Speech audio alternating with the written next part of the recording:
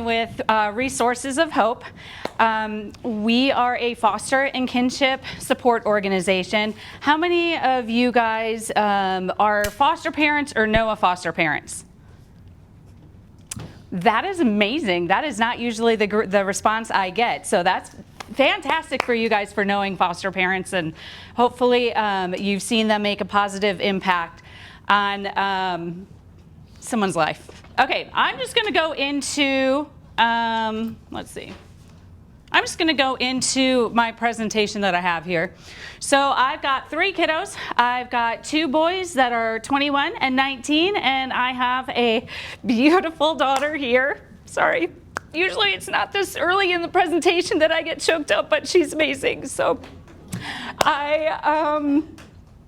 okay, my husband and I were co-owners of Stocast, which was a consulting firm in the printing industry. We ran that from 2003 to 2011, and then I don't know if you guys know what happened around 2010, but the internet kind of blew up, which meant the decline of printing companies happened. So we kind of went a different path after that. Homeschool teacher, I homeschooled both the boys through. Why am I so emotional? My goodness. I homeschooled both my boys through high school. One is now in college, graduating from Miami University in Oxford, and the other one is a carpenter's apprentice, and they're just both amazing. And now I get the opportunity to do it all over again with Melody. Resources of Hope, I'll talk a little bit about the history of ROH in a minute. But I've been involved since basically the opening of ROH. I was a volunteer from 2018 to 2022, and I've been director since 2020. You see there might be a 2-year gap between volunteer and then obviously an unpaid employee. That is because nonprofits are really hard to start, and you don't start by making money. You don't start by getting paid, you start by a passion. So our vision at Resources of Hope is to ensure a brighter future for every child in foster care. Really, that's every child in Indiana, because we do only serve kids in Indiana. So I'm gonna go right into, okay, volunteers, just a couple pictures. I'm a big picture person. I think pictures speak louder and can be more impactful sometimes than I can be. So this is full of a lot of pictures. Our volunteers are at our core of how we exist, how we can exist. So we love our volunteers. We love volunteer groups, even if it's a one-time group. We have a lot of companies that'll come in and do their annual volunteer day with us. We love that. We can get big projects done. And then we have our weekly volunteers that come in and help us keep our space beautiful. So how did Resources of Hope get started? Resource of Hope got started by 2 women, 2 foster moms in 2018 that saw a need for clothes for kids who were first coming into care. When foster kids first come into care, they usually come into that house and they have only the clothes that they're wearing. If there is drug use or allegations of drug use, they're not allowed to bring anything from their home. 92% of kids that come into care come in because of neglect, and usually that neglect is due to some sort of substance use in that home. So they come into foster home and they don't have anything. If you guys have kids, which I'm guessing most of you do, you know how expensive those beautiful little creatures are. And that's a huge financial offset right at the beginning for that foster family. And then if they've got siblings, so if someone's taking in 2 or 3 kids, that's multiplied. So they started in a garage from a donation from one of those kids' consignment stores. And really it was word of mouth.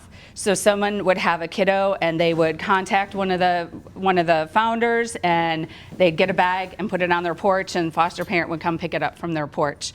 So that's how we started in 2018. Our why is because there are a lot of kids in foster care in the U.S. This is an older number. I think it's closer to 600,000 now. but 600,000 kids in foster care in the US. Indiana ranks 7th. By, I think last year we had almost 20,000 kids. We hover around that 20,000 mark, and that is just in Indiana. There is a huge gap in support for kids in foster care and for the families that are caring for them. 50% of foster parents quit after their first year fostering or first placement fostering. And that's not because they're horrible foster parents or horrible parents. It's because it is so much harder than what people think it's going to be. And these people go in with beautiful hearts, caring hearts, wanting to care for kids, and they're just met up against a system that I like to say is not very user-friendly. They're met up. There's a lot of adults, a lot of people with say, and it's just isolating a lot of times for foster parents. So those are some quick numbers, a couple years old, but you can kind of see where we're at with kids. This is just Indiana numbers. Okay, we have 7 programs. So when I asked how long I had to talk, they're like 10, 15 minutes, and I'm like, okay. Usually I'm going to try to do my best to cram it into 10 to 15 programs. We have 7 programs because our big picture goal is to wrap around each foster family, meet them where they're at, and do whatever we can to help squash that 50% of foster parents quitting. So that means every foster parent has a different need, right? So we try to kind of listen to our parents and to hear what they need, and if we can, create a program for it, because if they need it, there's others that need it. So our first is our birthday blessing. I'm going in alphabetical order, so hopefully this will work. So when kids have birthdays, their adult goes online, fills out a form. We have an entire room dedicated to new toys, new stuffies, new books, new outfits, new pajamas. It's our new room. It's beautiful. And we grab a bag, we pack it full of toys and other things, and then we do a party pack with cake mix, frosting, fun plates and napkins. It's basically a party in a bag. So those kids know they're loved. We do not ask that that family tells them it's from us. That can be from foster parents. That can be from their kinship. Do you guys know what kinship families are? Okay, I kind of skimmed over that. Kinship is usually when it's a bloodline. So it's grandparents. We have a lot of grandparents in our area raising their grandbabies. We've got aunts and uncles. It can be non-familial kinship. Usually there's a bloodline in there somewhere. So we also serve that whole demographic. It's just easier for me to say we foster parents instead of foster and kinship, But yeah, we serve all those kids as well as those families. Some pictures of our birthday blessing room. I feel like a lot of you have been in there, but so butterfly blessings. This is kind of, I'm going out of order here. I'll talk about our clothing closet in a minute. Because I went in alphabetical order, I screwed up the way that my flow. But our number 1 program is our clothing closet. You heard me say kids come into homes without much. So we are not just open to Johnson County. We serve anybody who can get to our location. And over the years, we've had an increase in people driving an hour and a half to 2 hours to get to us. When I say there's a lack of support for foster families in Indiana, I mean there is a huge lack of support for foster families in Indiana. For parents to drive 2 hours so that they can get a new wardrobe, a car seat, a crib, is astonishing to me. When I started seeing those places, you know, we track where people are driving from and who we're serving. When I started seeing that, I'm like, well, this is ridiculous. And I know if someone's driving an hour and a half, there are other families that can't drive that hour and a half. So we created Butterfly Blessings mobile unit. So a couple times a month, we will drive to different counties, and we have communication with DCS and the licensing agencies and things in other counties.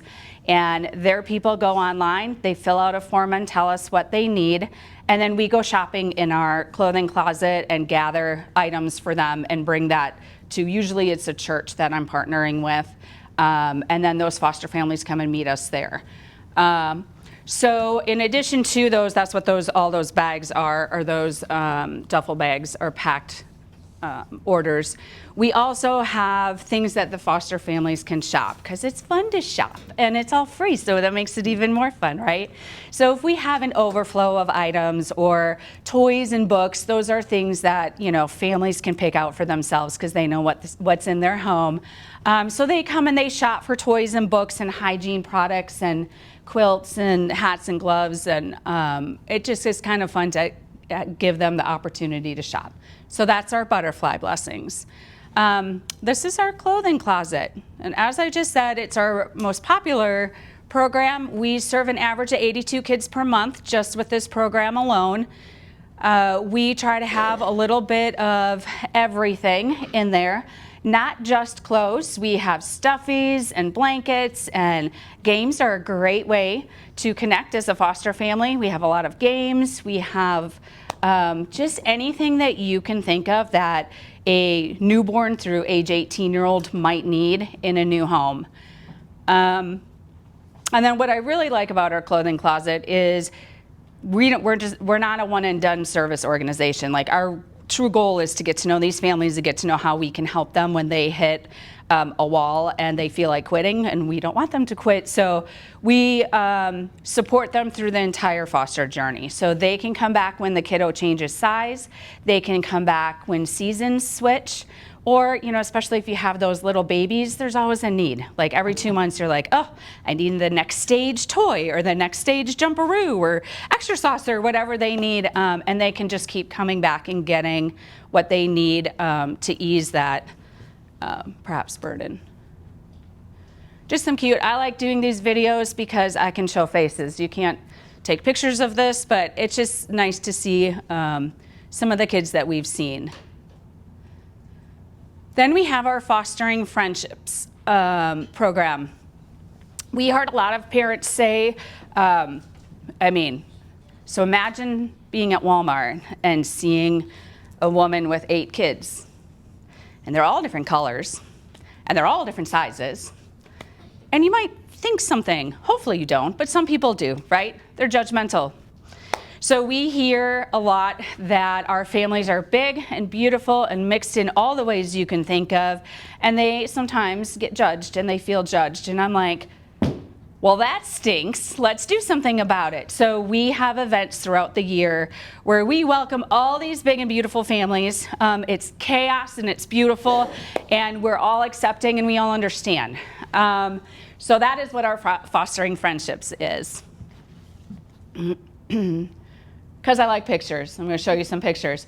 May is Foster Care Awareness Month, so we always do a big picnic in May. And we're always looking, I'll just put this plug in, we're always looking for partnerships for especially these events. It's a lot of fun because we actually get to interact with families, whereas a lot of our other programs, you don't necessarily get to interact with them. But we have a great time. We have these events usually at New Hope Church in Greenwood. That's my church. So we usually have our May picnic there. In May, we also do a foster teen shopping spree. So who has teenagers or has survived the teenage years? Right.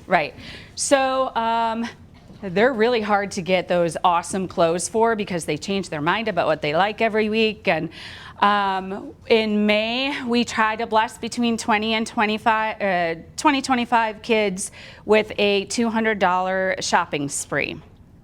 So we do that at Kohl's. Last couple years we were in Greenwood. The first couple we were in Franklin. Doesn't really matter. But anyways, we give them a budget. We give them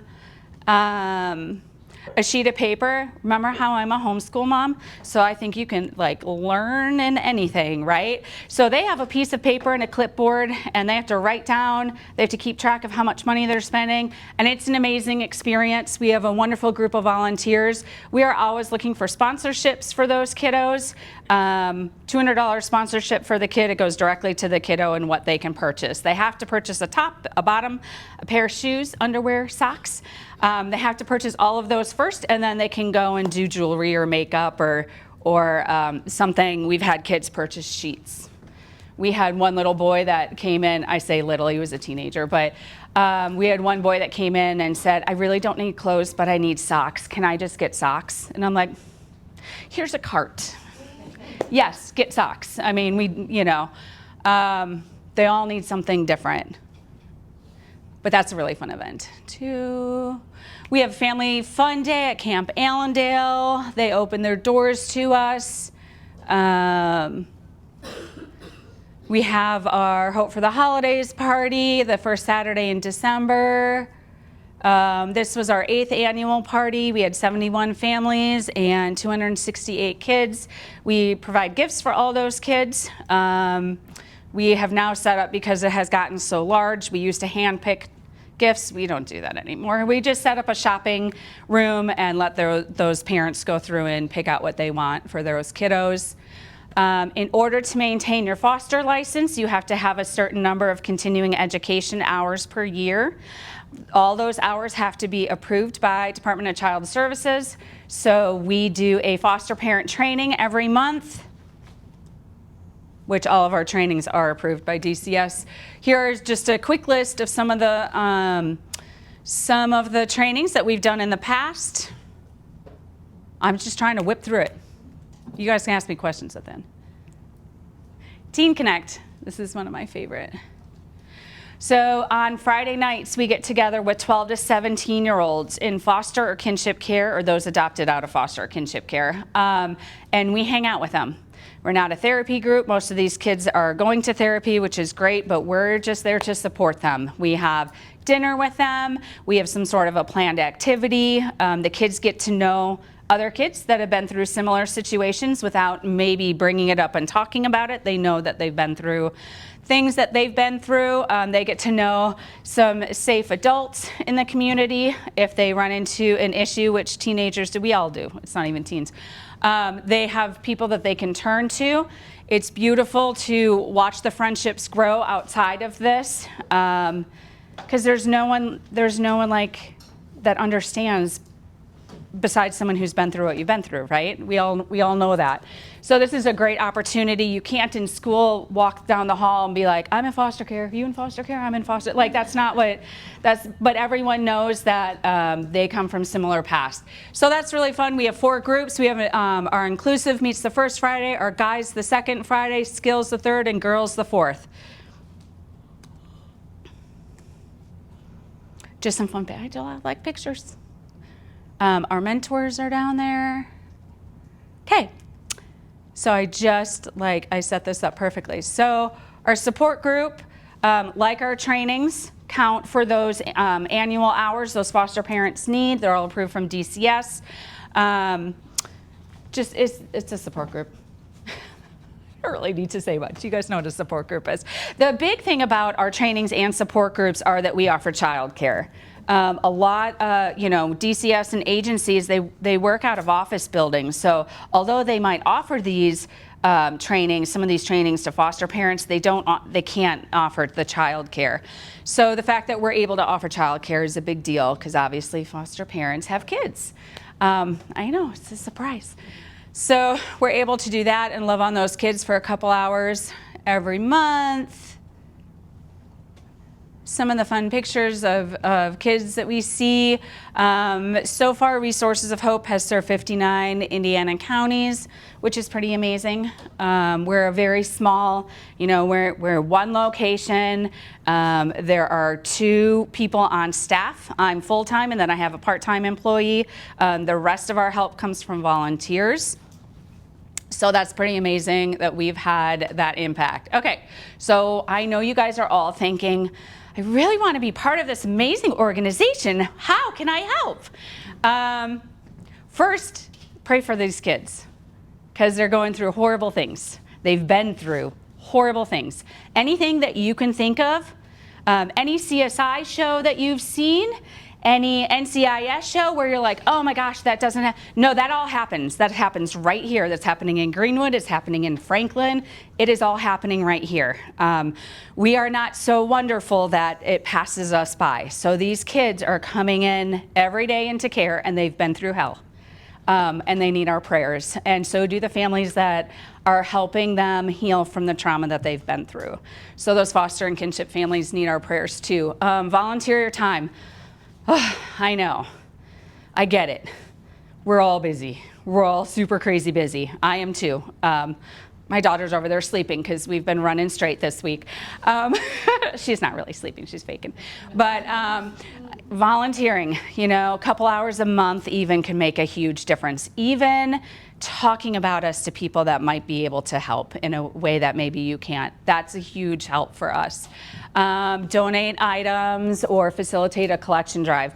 Most of the clothes, shoes, infant equipment that we have are gently used. We're very picky, but because I said an average of 82 kids a month. If each kiddo gets 10 outfits, because I like easy math, that's 820 outfits a month.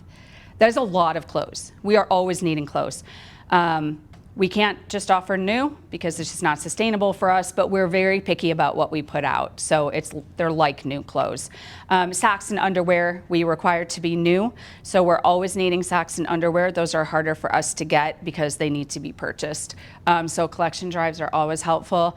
Make a financial contribution. We're a 501c3 nonprofit. Of course, we need money. So making a financial contribution is great, or attending one of our fundraisers, like casino night that's coming up. That was a really good, wasn't that good? I'm really proud of myself that I segued right into there.